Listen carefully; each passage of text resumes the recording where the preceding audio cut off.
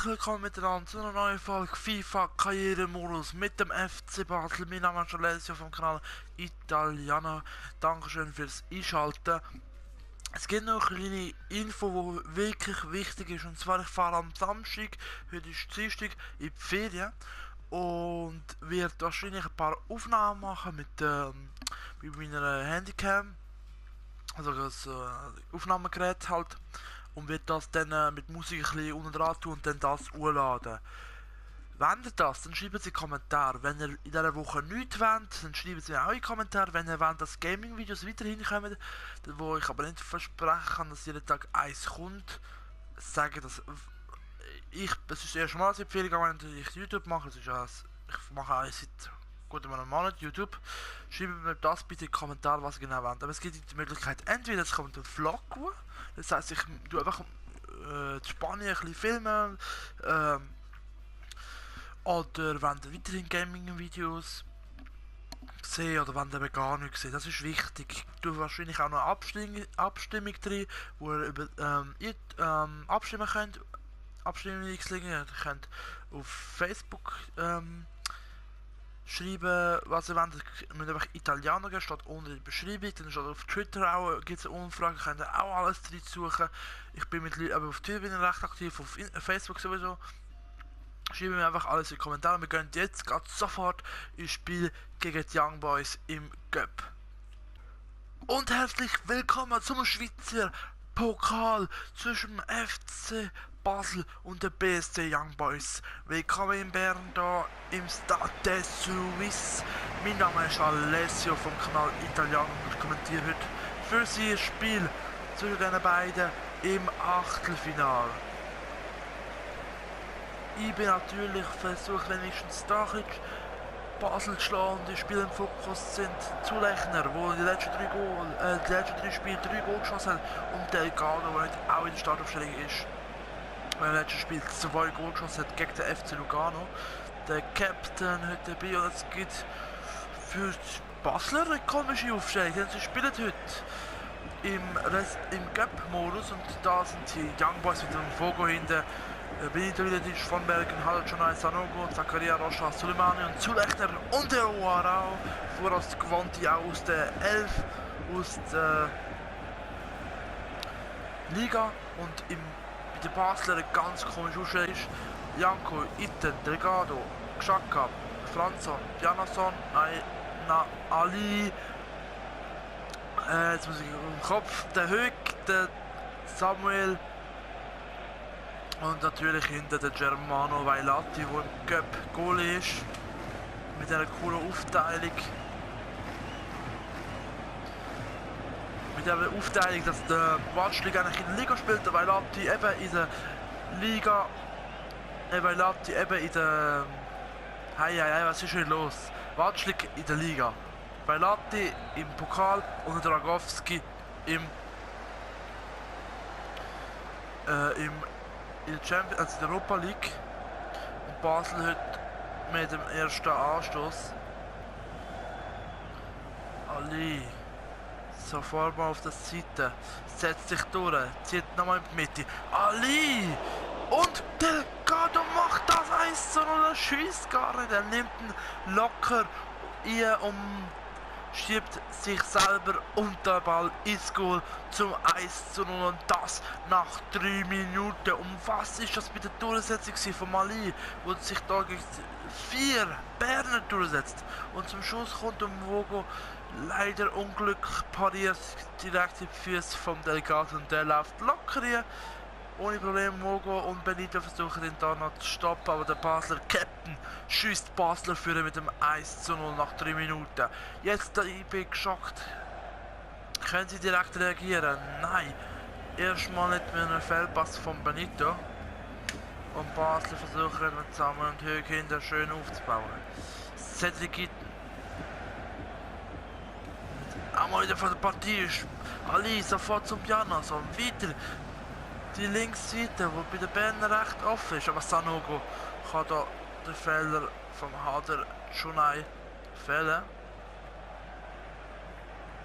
Oder Junai, jetzt vielleicht mal die Berner. Aber wieder der Fehlpass. Janko. Doppelpass mit dem Franz. Nochmal Pass. Janko. Janko. Mogo. Mit der Parade. Janko, der sich diese Saison noch nicht gut durchgesetzt hat. Delgado. Ite. Mit dem ersten Kopfballversuch. Ite noch bei dem Pass zurück. Oh, und Zulechner kommt auch noch am Ball. Aber wie gefährlich ist für die Basler. Oh, jetzt Fehlpass. Und wieder Fehlpass.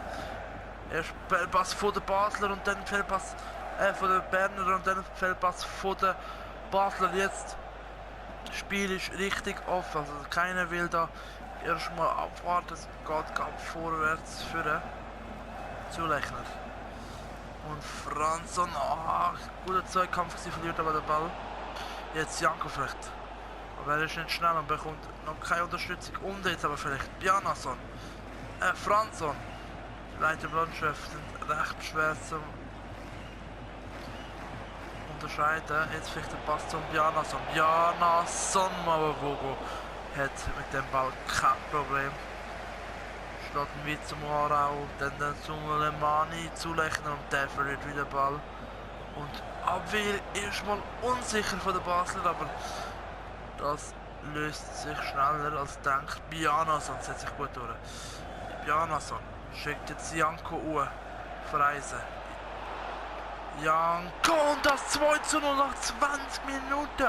Er beendet somit durch Flaute von ihm. Und er schießt Basel zum 2:0 im Cup. Da hat Alessio alles richtig gemacht und auf ihn gesetzt. Und Berner springt bis jetzt noch nicht an. Noch keine gefährliche Chance für Berner. Noch einmal ein richtiger Schuss. Laut der Zahlen. Wow, vielleicht jetzt mal. Pass in die Mitte, aber wieder nicht. Berner wirklich wie im Stockerstand. Cedric Itten, dann ganz junge Eigengewächs vom FCB.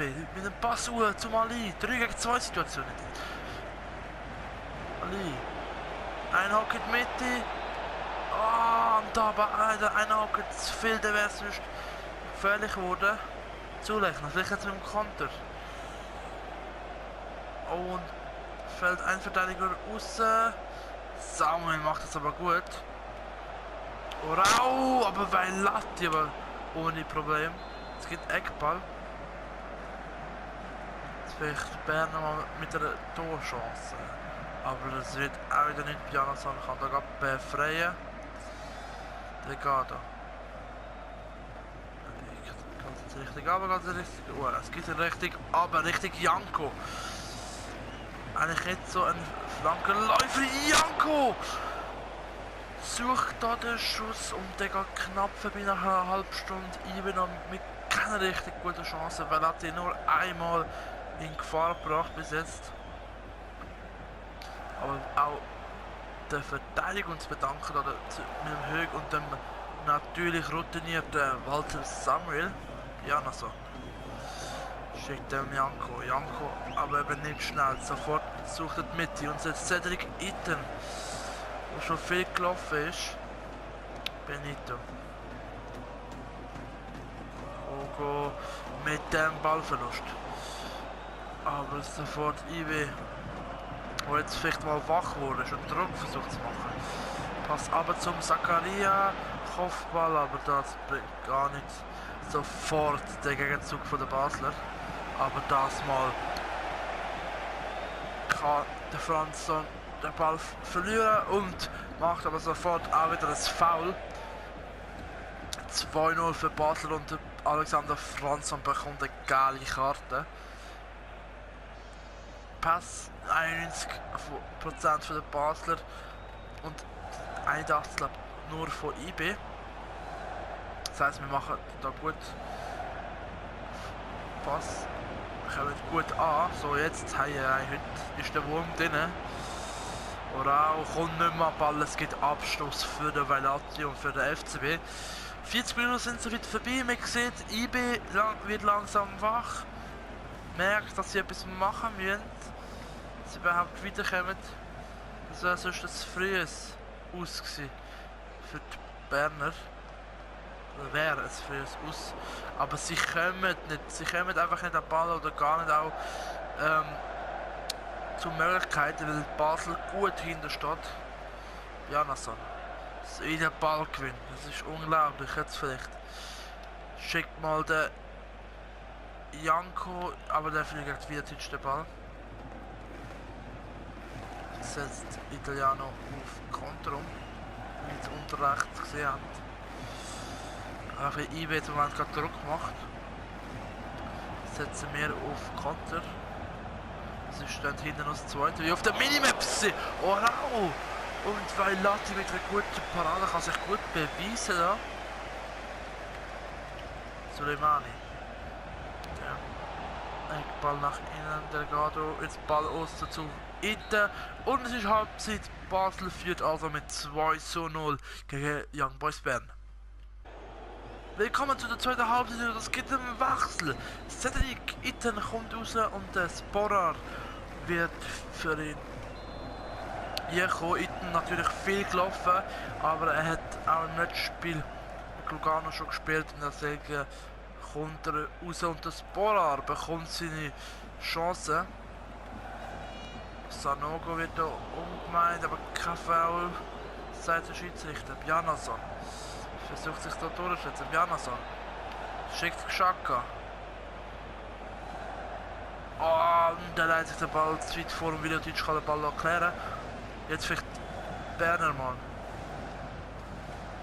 Und Degen versucht den Ball abzuslicken. Die Basel stehen aber recht tief vor dem eigenen 16 und Samuel da mit dem Vorstoß und macht das super jetzt mit dem super Pass zu Janko. Janko aber Mogo. Mit kein Problem. Basel kommt eigentlich gut zurecht mit dem 4-5-1. Sie spielen ja normalerweise im 4-2-3-1 oder im 4-2-2-2. Haben sie auch schon gespielt. Aber das ist eine neue Formation, die Basler heute mal ausprobieren und gut eigentlich ansetzen. Jetzt vielleicht aber Bern mit der Chance. Auch da sind die Berner nicht gut dran. Zakaria gewinnt den Ball zurück. Ball zurück, mittig für den Orao. Jetzt vielleicht Adel Junai. Oh, der Verteidiger ganz weit hochgekommen. Ganz weit vorgekommen. Und das ist eigentlich nicht gemacht dafür Goalschüsse. Franzo hat mit dem Xhaka Position getäuscht. Janko vielleicht jetzt mal mit der Finte. Schuss und Janko mit dem 3:0. Vierter mit dem stolzierenden Vogel. Das ist der zweite Goal nach 60 Minuten und das wird wahrscheinlich Schlusspunkt sein. Janko hat den Sack wahrscheinlich jetzt zugemacht. Mal schauen, ob vielleicht Ben jetzt etwas macht, reagieren könnte. Hat ja schon auf die ersten 2 Goal nicht können reagieren und jetzt auch wieder. Doch, vielleicht Benito jetzt. Benito im 16er, Pass in die Mitte, aber Hüg geht dazwischen und sofort der Konter. Franson mit dem Pass zu Janko. Aber der verliert den Ball gegen Van Bergen. Vom Sporar bis jetzt nicht gesehen. Jetzt Bern vielleicht Rocha. Und eine mittelmäßige Partie heute zeigt. Zum Halter schon ein. Wo sich das Eis noch ein bisschen einbüssen muss. Weil er Ali so freigelassen hat und Ali wirklich auch durchgelassen hat. Oder auch Bern jetzt vielleicht Rocha. Verliert den Ball an Höhe, eine gute Partie macht. Jetzt Franson. Janko aber auch nicht der schnellste. Das hat er gemerkt, setzt sich da durch gegen 2 Berner. Macht gut immer noch einen Ball. Oh, Franson verliert jetzt den Ball gegen Sanogo.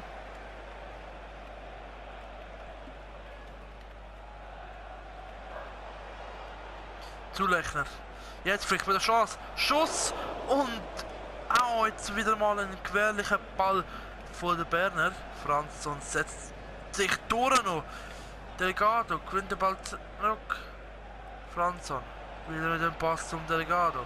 Das haben die zwei wahrscheinlich einstudiert. Das machen sie super. Delgado, Pass über zum Degen. Xhaka. mit dem Schuss und der geht neben das Goal an. Und der Doppelwechsel bei den Basler. Der Janko und der Galdo kommen beide wieder rein. Haben eine starke Partie gezeigt, sind aber auch recht laufstark gewesen. Janko mit 2 Goal. Schießt sich natürlich wieder auf die Liste für und der Steffen und der Fernandes kommen für die letzte Viertelstunde mal, wenn vielleicht den Sporer noch ein unterstützen, vielleicht mal eben sein erstes Goal schiessen für den FCB. IB hat auch gewechselt, bringt den Selfiri rein. Selfiri, vor allem Ball ist. Kubo auch neu im Spiel. Suleimani jetzt vielleicht in der Flanke und Vailati. Mit der Parade Sanogo. Benito.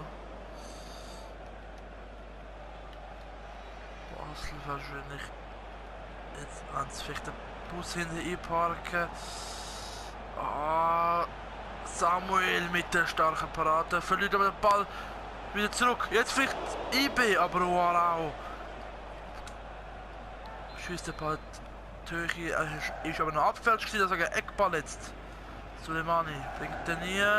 Ganz gefährlich und Warau schießt den Anschlusstreffer. 3:1, also für die Berner. Und jetzt haben die Berner ein bisschen Druckphase gehabt. Sofort setzt sich durch. Und jetzt hat Milton Fernandes vielleicht im Gegenzug. Sofort Xhaka. Xhaka, Mogo. Mit der starken Parade. Xhaka.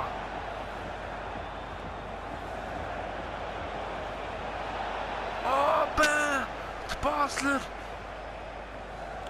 sofort mit der Chance. IB muss wieder wach werden. Nur ein Goal heisst das trotzdem, dass sie jetzt gerade wieder kommen. Wir müssen weiter noch 2 Goal schiessen und da der weite Abschlag und Abschluss jetzt für den Vailati. Oh, und der ist ein bisschen zu kurz gewesen, aber der bildet die Basler schnell wieder raus. Degen setzt sich durch, wartet auf den richtigen Moment, setzt Franzoni. Franzon hat auch heute eine gute Partie gezeigt, setzt sich durch. No, und verliert im letzten Moment den Ball noch gegen Benito. Hätte er so lieber noch früher schiessen, letzte 4 Minuten. Basler hat sich ein bisschen stärker mit dem Goal und Samuel per Kopf schießt das 4:1. Starke Ecke vom Xhaka und Samuel setzt sich da gegen Suleimani durch. Ja, man sieht es nicht richtig und war genau unter die Latte. Mogo kann sich noch länger stecken, wird nicht ankommen. Und Basel schießt also 4:1 und tut den 3-Goal-Unterschied wiederherstellen.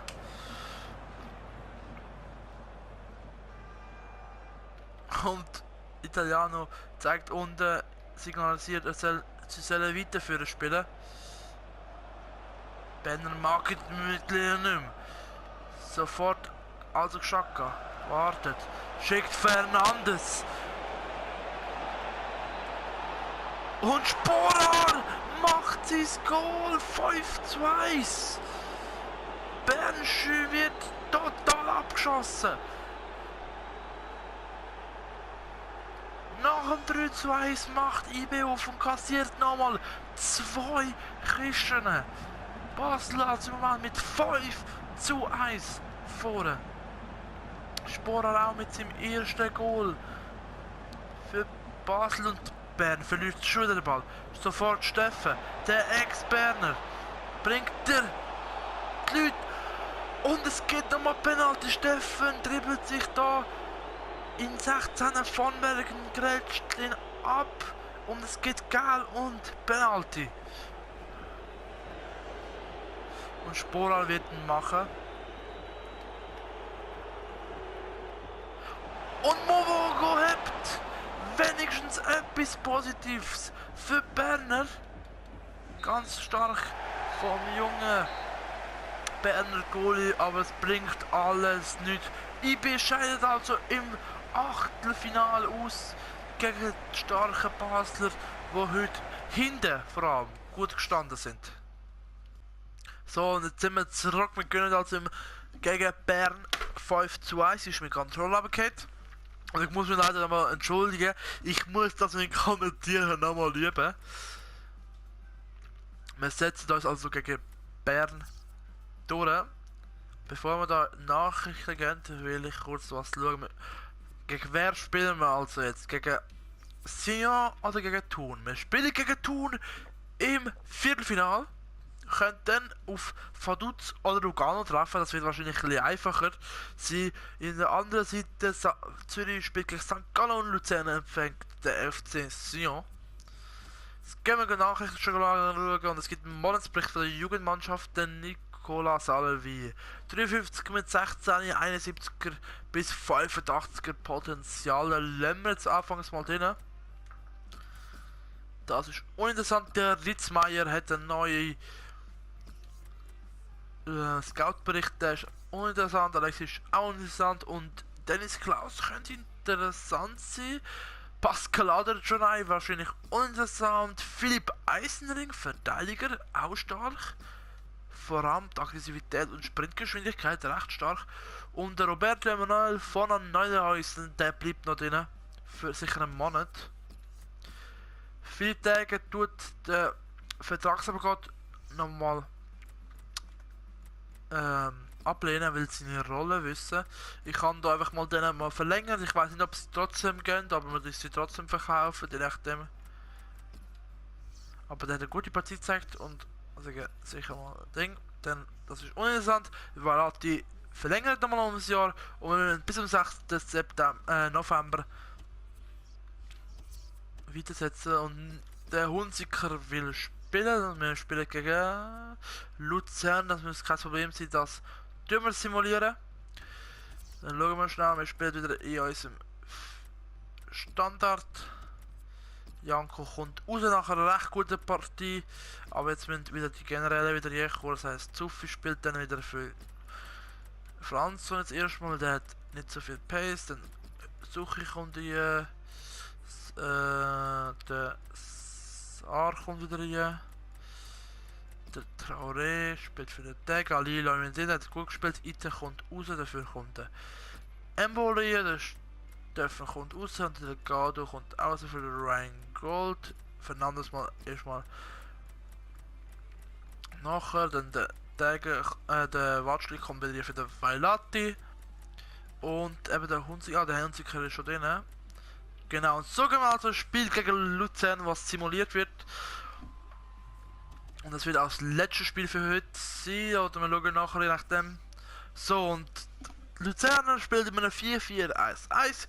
Haben gegen Grasshopper Zürich mit 3:2 gewonnen und die letzten 2 Spiele mit gegen die Young Boys und Lugano unentschieden gespielt. Jetzt schauen wir mal, es ist der 1. November, das heisst, es geht wieder gegen Transferperiode dazu. Sie spielen mit dem Frey und mit dem Schneuli vorne. Und genau der Frey bekommt auch eine geile Karte nach 20 Minuten. Schneuli macht das 1:0 und bekommt eine geile Karte. Zuffi schießt das Goal. Embolo bekommt geil. Sporrer kommt hier für Hunziker. Embolo schießt das 2:1. Ganz wichtig, leider Hunziker wieder draußen mit keinem Goal. Und Basel gewinnt also mit 2:1 gegen Luzern. Das heißt, wir simulieren nochmal bis zum Spiel gegen Groningen, was nächste Woche auch nochmal gespielt wird und dann eben das nächste Spiel wieder simuliert wird. Das werden wir eigentlich so machen, dass der Göpp sicher Göpp und internationales Spiel gespielt werden und Liga inner simuliert wird, je nachdem wie wir weiterspielen. Also. So, gegen Vaduz wird das wahrscheinlich kein Problem sein. Das schaue ich später an. Der Hunziker bedankt sich für die Chance, dass er dafür spielen. So, jetzt schauen wir schon die Tabelle. Kennt sicher alle den Tabellensong von der Mutanzenchor, den ich jetzt nicht singe. Basel führt also die Gruppe in der Europa League Gruppe gegen St. Etienne mit gleich vielen Punkten, aber 2 Goal mehr. Florenz dritte und Groningen gegen die, wo wir spielen, sind letzte. Die haben heute die letzte Chance nochmal ein bisschen hochzukommen. Vielleicht nochmal eben anzukommen. In der EM-Quali sind wir Zweite mit 2 Punkten Abstand zwischen den Russen und den Türken.